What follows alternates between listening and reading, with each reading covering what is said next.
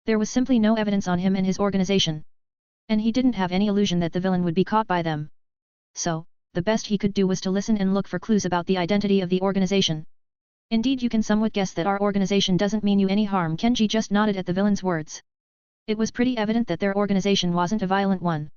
This representative of theirs had even held back against dozens of heroes, making sure that none of them would even get seriously injured. But the villain continued. We are currently working against some part of your government. His words made the police chief raise an eyebrow. A part of our government? That doesn't sound exactly well-intentioned. He said, giving the villain a fearless and skeptical glare. Well, to be exact, it's a government-funded organization. I'm sure you know of it, the Hero Public Safety Commission. Kenji's eyes widened when he heard that name.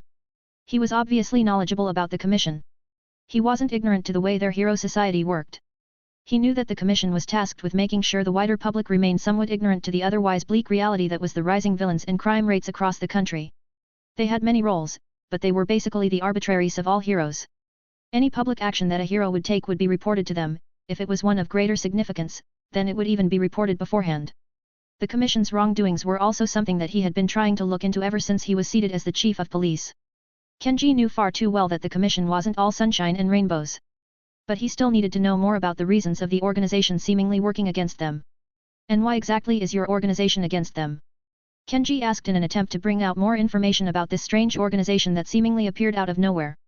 It's quite simple. Due to some information we have found on them a while back, we have deemed them as dangerous for the safety of many members of the public. Our organization was formed with the very purpose to bring those facts to light. The villain's words intrigued the police force chief. The villain's words made sense. Every action that the organization had taken served to undermine the image of heroes in the eyes of the public, and by extension, the influence of the commission overall. He had no way of knowing that those actions were actually just the commission shooting themselves in their own feet. So he took the villain's words as the truth. Believing a villain wasn't something that the chief of police was prone to doing. But he also knew that the man in front of him was not a villain, at least not in the traditional sense. He was by no means a threat to the wider public. Hell, he wasn't even a threat to heroes and policemen. He was more of a vigilante than anything. I see. So your organization aims to undermine the commission? Why? That question was still important. Kenji was hoping to coax the entire reason out of the representative in front of him. That, my friend, is something that you can find out if you help us. His words made Kenji sigh. It obviously wouldn't be this easy. He wanted to know what the commission had done, to spur out the creation of such a powerful organization. But, are you proposing that I join you? He wasn't willing to go so far for that information. He was regarded highly by all of his peers. Joining hand with a villainous organization wouldn't look good on his resume.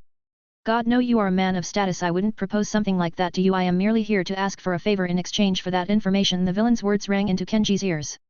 He instantly realized something. I've been played. He was lured in by his curiosity. He was basically told that someone had their hands on a piece of information that he needed. One that he had looked for the better half of his career. Then, just as he was about to hear of it, just as he was about to gain an outline of the sins that the elusive commission had committed, he was stopped in his tracks and asked for payment. A favor. It could be anything. It could mean anything. The notion of it made the chief feel quite strange. It won't be anything major, of that I can assure you. We wouldn't ask for anything unreasonable. The villain's words sounded genuine. But they still didn't help relieve a lot of Kenji's anxiety. This might be the only lead I could ever get on the commission, was the thought weighing on his mind. I am willing to hear out what your organization wants from me. But I won't make any promises. Kenji spoke eloquently. He perfectly hit his interest. Unbeknownst to him, the person sitting in front of him, who is obviously Bear by the way, had this on his mind: hook, line, and sinker, baby. A certain person will soon be arrested. We are looking to see if that person could receive a reduced sentence. His words made the chief raise an eyebrow. That doesn't sound quite as tame a request as you have previously put it, he said as he looked at Beru. This person is the most important to us. She is the key to bringing to light the atrocities that the commission has committed. She is their old enforcer. She also used to be a hero, going by the name of Lady Nagant. The chief once again raised an eyebrow. Lady Nagant? I've heard of her case before. It's said that she murdered the old chairman in cold blood, although that was never confirmed to the public. Kenji spoke while he stared Beru in the eyes. You haven't heard everything about it. There are many things at play here, and she is the one that will be able to tell you everything, but you can't let the commission get their hands on her. Beru's words got through Kenji quite quickly. A reduced sentence? Is it really necessary for this case? His question was valid. After all, he could just question Lady Nagant after she was captured. That woman has suffered enough. We can assure you that she isn't a danger to anyone. If she was, we wouldn't have bothered to talk about a reduced sentence. Kenji once again raised a skeptical eyebrow at the words of the villain.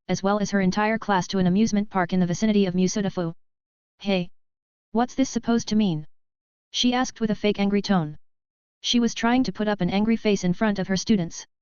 But she was quite glad that Beru brought her to have some fun. Aight kids, me and Nemuri here will go do some adult stuff. You brats can have some fun around here. Each of you gets 20,000 yen. Spend it responsibly. Beru warped away for 4 seconds, then returned with a bag filled with money. He warped the money, which was achieved through totally legitimate means, totally not warped out of a bank, into the hands of each respective child. Not gonna spend my own money on this was his thought process in this case. But, in truth, Beru had a long way to go before he finally became unaccustomed to crime. They all seemed quite excited at the weird turn that their somewhat boring class had taken. Now, they all ran around looking for things to spend their allowance on. That's highly irresponsible and extremely reckless. That's what I would say if I was Aizawa. What do you want to do now? Nemuri said with a playful tone. By the way, what type of adult stuff are we doing? I didn't see any hotels nearby. Her playful tone was much in line with Beru's expectations. Oh, all types of stuff. What do you want to start with? We could try some foreplay on the water slide ride, or maybe full penetration on the hero landing slingshot. Oh, I know. How about a blowjob on the All Might inflatable castle? All of Beru's suggestions were completely refined and well-intentioned. Not one innuendo to be found in them, yet, sure. His suggestions made Nemuri laugh out loud. The surrounding people also looked at them weirdly a bit, some of the girls turning a bit red. Nemuri held her stomach as she took off the mask from her costume. You should have told me that you were planning something like this. I would have dressed up a bit. On Beru's mind, this phrase appeared. Planning. What is that? Can I eat it? The very notion that any of this was planned was a mistake on Nemuri's part. Since when does Beru plan these types of events? But his answer would obviously not be idiotic, like his thoughts are. Don't worry, I have yet to see you look bad in anything, but I guess I should take you to change into something more comfortable. His comment instantly made Nemuri flush red. She was quick to recover though. As she spoke up a bit. Yeah, that would be nice. She said, her cheeks still slightly red from earlier. Beru just nodded as he created another warp gate, this one leading directly into her room. Do try to hurry though, we only have like 2 hours before Nizu gets mad at me for abducting a class, Beru said as Nemuri just giggled and entered the portal. While Nemuri was off changing, Beru received a phone call, watch call. How does one name this? It was from Nizu. Yeah? He answered with a bit of uncertainty. You know. I still have surveillance in all of the classes, right? The principal's emotions couldn't be discerned from his tone. I mean I obviously knew that. Beru's tone certainly didn't help to convince Nizu. So, I'll say this. You are completely responsible for the students while they are on that trip. And I want them back on school premises before all classes are over. Unharmed. Nizu's words were calm and collected. He didn't sound angry, just slightly frustrated. Probably because the school would get flack for their injuries if something were to happen. But, at the same time, Nizu also greatly trusted Beru. If they aren't safe with him, they aren't safe anywhere, was his train of thought. Of course, dude. I'll call you when I teleport them back. Also, we totally need to arrange another employee drinking party. Beru was relieved when hearing that Nizu didn't insist on cancelling his fun time. Hopefully not before a workday this time. Anyway, I'll leave you to it. Be careful. Nizu said as he hung up his phone and continued with his work. This was a common case of speak of the devil. Beru was somewhat taken by surprise with the way Nizu had been so nonchalant about him taking a class away randomly. But he obviously didn't complain. Nemuri didn't take long to come out of her room. She was wearing a yellow summer dress. It was somewhat low-cut, revealing quite a lot of her cleavage, and it was also short in skirt length, which somewhat showed off her long legs. For shoes, she wore a pair of matching yellow sandals. All of that was paired together well with her purple-rimmed glasses, to match her beautifully combed hair caught in a ponytail. All of that was done in less than 15 minutes. Leaving Beru quite stunned. Her current getup was a lot less risque compared to her usual wardrobe, which meant that she likely didn't wish to attract much attention. Big mistake, Beru was not exactly an unrecognizable face. This whole ordeal was quite a pleasant surprise to her.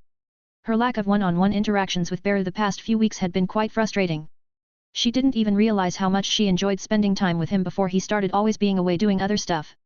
Well, she did know that she liked spending her time with him, she just didn't realize she'd miss him so heavily. She did get to speak with Toga more often in that time. Her last lunch with him had left the best possible impression it could have. She still wasn't sure if what she was feeling was truly love. But she was 100% sure that she wanted to spend more time with Beru. Seeing him waiting for her in the middle of that crowded carnival was quite pleasing. Excitement was growing within her as she wondered what Beru had in store for them. And, to her surprise,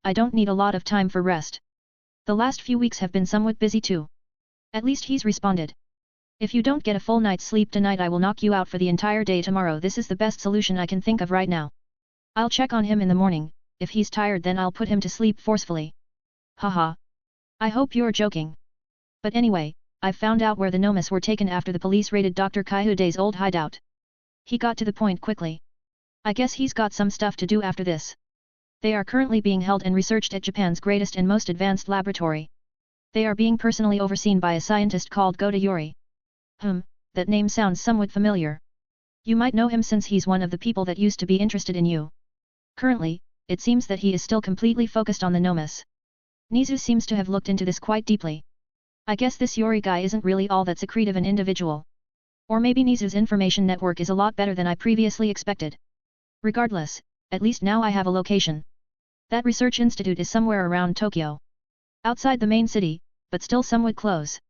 I see. Well, I'll probably end up paying him a visit, I said while twirling one of my antennas with my finger. Well, he's probably going to be expecting you. He's the one that gave me all of this information after realizing I was looking into him. Nizu sounds a bit concerned. With good reason, I guess. It seems this guy does actually care about his privacy. And it also seems that Nizu is recognized as my representation by the government. This makes some things a bit difficult. I thought Nizu wouldn't be seen as such since I'm really great friends with the commission. But that farce probably didn't fool anybody in power. Sounds a bit shady. What's the chances this is a trap? I don't really buy that his interest in me died down so suddenly. If anything, him gaining Kaihude's research files on me should have made him even more interested in me. I'm afraid the chances of this being a trap are quite high. But I'm unsure as to what type of trap he could have prepared. How exactly would it be able to hold you? I guess the only reason Nizu isn't as concerned as he's supposed to be is that I am strong enough to take care of myself. Sounds like a fun way to spend my afternoon. Maybe he'll even bring out something that interests me. My words seem to make Nizu quite nervous for some reason. Beru. Please try not to kill him. He is currently the brightest mind in the country, the government won't let you go this time. Don't give them more wood to put on the fire. I guess his concern is well placed. One can only get away with murder so many times. It's pretty clear to everyone ever that I was the one to inquire about the location of the Nomas. If this guy suddenly died it would 100% be blamed on either me or Nizu, even if not officially. And that would be a bit annoying. Politics, if only brute strength was the answer to everything. Well, it might be, but it doesn't lead to a satisfactory outcome at all. Killing off an entire government won't really be beneficial to me in the long run.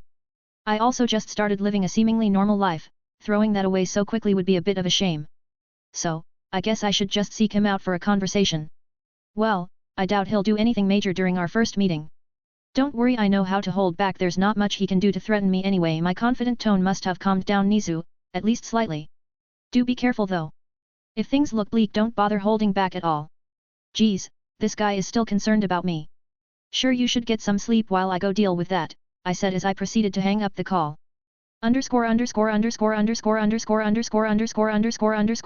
POV narration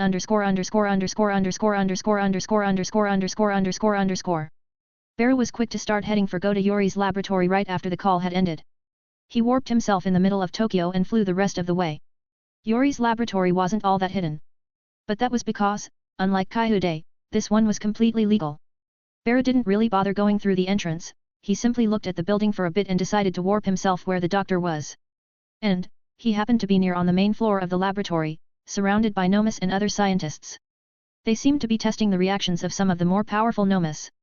Since they were separated from anyone that would give them orders, they weren't quite as responsive as Yuri would have liked. Yet, he couldn't bring himself to feel disappointed as of now. Why? Because something much better than all of the Nomas was currently making its way to him. He didn't really know when Beru would arrive. But he knew one thing. Research will be much easier with him. Yuri was currently looking into what Kaihude was before his death. Creating a body capable of taking in as much quirk factor as possible, and he believed Beru to be the biggest asset to his research. At least he hoped so. He knew that not even the brilliant Kaihude Gariki managed to crack what exactly made Beru's body so special. But he hoped that he would be able to, using more modern technology. You can imagine his elation when Beru appeared in front of him. The rest of the scientists that were gathered on the main floor were scared at the sight of an intruder. Yuri on the other hand. All of you. Fuck off. He quickly shooed them away, ignoring the fact that there were many respectable figures among the world in that crowd. Yuri was never the type to care about politics. No, he only cared about one thing,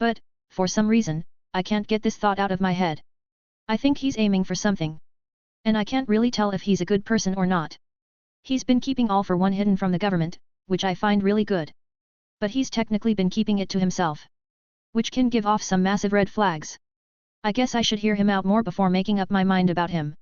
Quark singularity is more of an idea. Kaihu Daigoriki came up with it quite some time ago. It basically theorizes that with each generation quarks grow stronger. And slowly, the quark factor will become too much for our human bodies to handle. Yori took a short pause and breathed in a mouthful of air, before continuing. We can already observe that quarks are getting stronger by generation. I think we only have a few dozen years left before we start seeing the adverse effects of excess in quark factor. He looked at All for One's body this time. Quark factor, for your information, is the collective physical and genetic traits that compose a person's quirk. And through All for One's research, we know that all humans have a limit as to how much they can contain. Yeah, I already knew that. I pretty much know most of All for One's research into Nomus. A lot of things were talked about while I was standing around pretending to be brain dead. Underscore underscore underscore underscore underscore underscore underscore underscore underscore POV narration underscore underscore underscore underscore underscore underscore underscore underscore underscore. Yori's expression was quite grim as he explained to Bear the inevitable fate of humankind. Yori didn't quite want to believe that theory at first. But slowly, when looking around himself, he realized that, just like Kaihude had theorized, quarks only grew stronger and stronger with each generation. It slowly became clear to him that Kaihude's theory was happening right before his eyes. The end of the world was slowly creeping on them. And quarks were to be the sole reason for that abrupt ending. He knew that, at this point, it was only a matter of 3 to 4 generations before cases of quark factor overload, as the doctor decided to name them, appeared. They would manifest rather simply. Either causing unusual and harmful mutations, causing the death of certain organs or simply reaching a state similar to cerebral death. Yori could see the end of humanity right around the corner. Yori didn't report his findings to anybody. Kaihude's theory wasn't a state secret or anything. It was publicized scientific research. And it was not taken seriously at all. After all, how could quarks be bad for people? The over-reliance of the populace on heroes and quarks lead to them not believing that theory at all. And, by extension, they were blind to the swiftly approaching end of mankind. It was a depressing thing to witness. Yori didn't consider Kaihude a good man, not in any aspect. With one exception. The man was simply a genius, a revolutionary. That much was simply impossible to deny. Even Beru, who loathed Kyode with every fiber of his being, couldn't deny the fact that the old sadistic scientist was intelligent. Yori continued speaking after thinking for a while. There are exceptions, people capable of supporting a lot more quirk factor than your regular person. But you are by far the most advanced example of this. From Kaihude's notes, you can support quirks endlessly with no repercussions. I think I know where this is going. Was the only thought to be found in Beru's mind currently. I have basically lured you here for that reason. It's not that I have something against you. But I think you are the only hope humanity has. Beru silently stared at the Yori as the scientist gave him a speech. Your body is the only thing capable of endlessly containing quirk factor. If somehow, by chance, I can replicate that, then humanity might actually be saved. Beru could see the excitement in the man's gaze. He could see the hope, the desperation. There were a few things he didn't know, like how the scientist first planned to try and capture Beru, before scrapping that concept entirely. If All for One and Kaihude couldn't keep him contained. What are my chances? His train of thought had been somewhat affected by the excitement of seemingly finding a solution to mankind's imminent doom. Yori was clinging onto a small hope, his research on the Nomus also continued Kaihude's to some extent. As both of them tried to find a way for humans to gain more quirk factor without repercussions. But there came the issue. Kaihude couldn't find anything about me. What makes you think you'll be able to? I find your goal to be quite noble, but success is anything but a guarantee. Beru's words were rational and realistic. Yet it painted a bleak picture to the hopeful scientist. I can't assure you that this would succeed. But there is simply nothing left. What else am I supposed to do? The scientist was shouting at Beru this time. Under normal circumstances, Beru would have been a bit more aggressive when seeing a man shout at him randomly. But this man was not normal. Beru could see it clearly. The man was shouting not out of anger, but pure desperation. The situation became quite clear to Beru. The scientist was trying his hardest to prevent humanity's extinction, all by himself. All of that stress on the shoulders of one person. It simply wasn't healthy. Not for the mind nor for the body. Yori, I can give you some information. I will tell you something that I would have never told Kaihude, not even on the mad scientist's deathbed. Beru stared into the eyes of the middle-aged man without any emotions. Yori's eyes widened as he scrambled to recover his composure.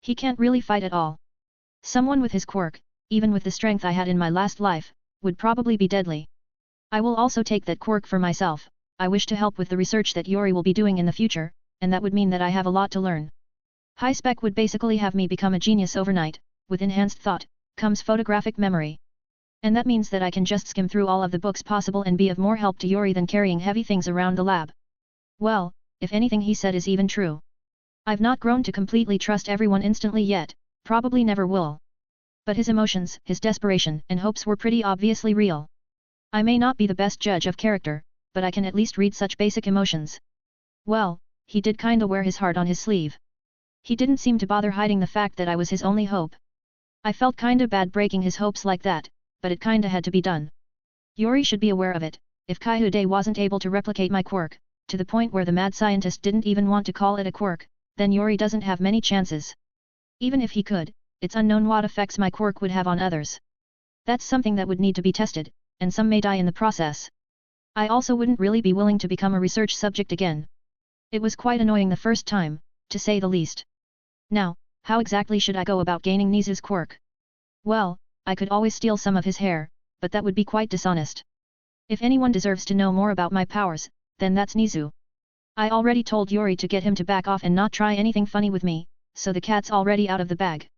There wasn't any reason to hide it in the first place. What could they do if they knew anyway? It was just my paranoid nature getting in the way of me speaking the truth. Now, I guess I should warp to him and ask a few questions. Upon teleporting in front of his office, I could feel him sleeping inside. I instantly backed off. The dude's barely been getting any sleep, partly because of me. I would feel like the stinkiest piece of shit in Japan if I woke him up now. So, I decided to teleport to my bedroom. Classes are currently going, so I don't have much to do. Well, I guess I can go and talk to Lady Nagant about things.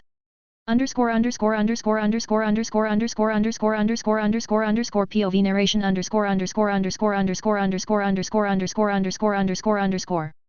Beru immediately started looking for Lady Nagant after that thought. He started where he had met her previously. Her scent was still present for his enhanced senses. It should be mentioned that Beru didn't originally have a nose. But two small holes did appear somewhere in the middle of his head, underneath his eyes whenever he tried to smell something. That transformation only appeared after he had devoured a wolf. He used his enhanced senses to track Lady Nagant by her smell. The insectoid found her track rather quickly. His land speed was greatly diminished because he needed to track her, therefore, it took Beru around 4 hours to catch up with the runaway pro-hero. Lady Nagant was currently walking through a forest calmly. She was admiring the smell of nature, looking for places to rest. It was still early, so she wasn't actually tired, but she still wanted to explore more of the mountain. And, she didn't plan to remain in the mountains. She wanted to go back to the cities eventually. She had thought about what Beru had told her. She had decided to try and see, exactly how beautiful the world she had been protecting was. She wanted to see just what had she been giving her sanity away for. She knew that depending on where she looked, she might become even more depressed. But there were also times where she remembered other things. The smiling children, the laughing elderly, the fireworks. She knew where to look to cheer herself up, but she wasn't yet prepared to forgive herself for killing all of these people. She wasn't like Beru. She wasn't a cold-blooded person. Beru, inherently, also was never cold-blooded, but his life and choices led to him becoming like he was. Lady Nagant thought she knew a bit about Beru's childhood, at least the documented parts. But the more she thought about his words, the more she realized that she didn't know enough about his childhood. After talking to him, she realized that she knew Beru as a person, but she had no idea what he had been through. What was written down could have definitely been fabricated. His words told the story of someone that had gone through many things, and she didn't believe them to be lies. The advice he gave her was sound. It was what made her try and move forwards. She certainly wasn't expecting Beru to appear in front of her again. Beru. What are you doing here? She asked while tilting her head. It hadn't been all that long after their first meeting. It was just a day prior after all. Looking for you. His words made Lady Nagant raise an eyebrow. What has happened? Did the commission find out about our meeting? Although she wanted to believe Beru that the commission didn't hold any power over him, she still feared them. Nah, but they're planning something. It's pretty bad. Lady Nagant could already guess what was cooking up in Oyama's head. Beru's grave tone already gave her a foreboding feeling. She knew how the commission operated after all. I see. She instantly understood what the commission was planning. The only thought on her mind was, I guess that's it then. I didn't get to witness much. Lady Nagant didn't want her remaining family to be harmed. And she didn't know what to do now. She knew that, with her crime,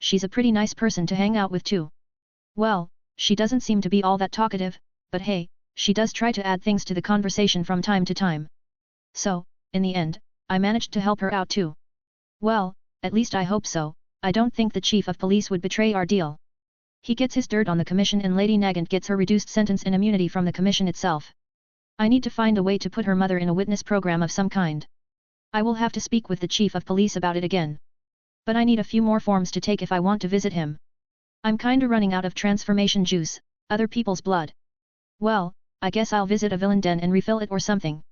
I do want to leave this life behind me, but I still have a lot of things to fix before being able to live peacefully. The commission itself is something I need to fix. I can't act like a barbarian and go killing everyone, that would be a bit moronic of me. But I can fabricate information, actively plan against them, and seek allies to take them down. These are also things that seem to be working perfectly, so I see no reason to resort to violence as of now. As for right now, well, I guess I'll have to visit Nizu and talk to him about my quirk and the way it works. I'll ask for 2 strands of his hair afterwards, one to clone his quirk in the lab, and the other to use myself. Actually helping Yuri get more quirks relies on the fact that he's already gotten all for one inside him. So his body should be capable of gaining more quirks.